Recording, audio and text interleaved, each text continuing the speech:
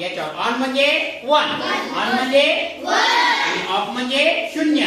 या दोन बायनरी नंबरवर चालतो. कोणत्या? ऑन आणि ऑफ, 0 आणि 1. त्याच्यामध्ये आपल्याला अनेक बायनरी नंबर दिले. जसं अल्फाबेट म्हणतो, ए ला काय आहे वाचा बरं? 0 0 0 1. असं जेपर्यंत यांना बायनरी नंबर दिले त्याचप्रमाणे डेसिमल नंबर जे आपण संख्या म्हणतो, 0 पासून तर जेवढ्या संख्या आहेत त्यांना सुद्धा असं बायनरी नंबर दिलेले आहे.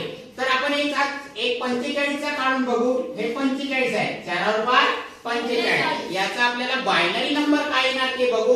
पहिले मी बॉक्स करतो. बघा, खूप सोपी पद्धत आहे, लक्ष द्या तुम्ही. किती लिहिले? 45. या 45 ला आपल्याला शेवटपर्यंत कशाने भागायचं आहे? 2. कशाने भागायचं आहे? 2. कशाने भागायचं आहे रे? 2. चला, मी 45 ला 2 नी भागतो. भागितलं? हा. आता 45 ला 2 नी भागल्यावर भागाकार किती येईल? 22. किती? 22. आणि बाकी 1. बघा ना, 22 गुणे 44. 44 मध्ये किती मिळवल्यानंतर 1 मिळवल्यानंतर 45. म्हणून हा 1 इथे लिहायचं. लिहिलं? आता हे बायनरी नंबर बनत येतात बघा, तुम्हाला दिसतील. इकडे जे नंबर मिळतात ते बायनरी नंबर. ठीक आहे? लिहिलं 22. आता 22 मध्ये पुन्हा 2 नी भागायचं. भागलं? आता 22 ला 2 नी भागल्यावर भागाकार किती आहे? 11. Very good. किती?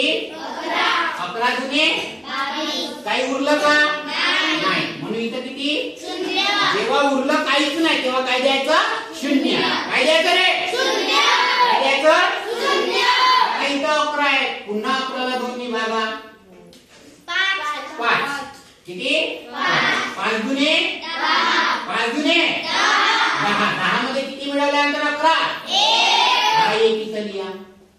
बरोबर? हे बरोबर की नाही? बघा, बाकीचे गणित बघा, तुम्हाला समजून जाईल. लिहिलं? 5 आहे, पुन्हा 5 ला कशाने भागायचं? 2. कशाने भागायचं रे? 2 ने भागलं? किती येईल भागाकार? 2. Very good. किती येईल? 2. पण 2 गुणे 4 मध्ये किती मिळवल्यानंतर 5 रे? 1. किती मिळवल्यानंतर? 1 इथं लिहायचं. लिहिलं? आता भाजकामध्ये काय उरलं रे? 2. काय उरलं? 2. आता 2 ला भागायचं आहे. कशाने भागायचं आहे? 2. तर 2 चा पाडा किती वेळा म्हटल्यानंतर 2 येते? 1 2 2. बाकी काय उरलं? नाही. इथं काय लिहायचं? 0. आता बघा, आपल्याला हे जे संख्या मिळाल्या बायनरी, पण हा लिहिताना इकडून लिहायचं. समजलं? मग 45 चा बायनरी कोड नंबर काय आहे रे? 1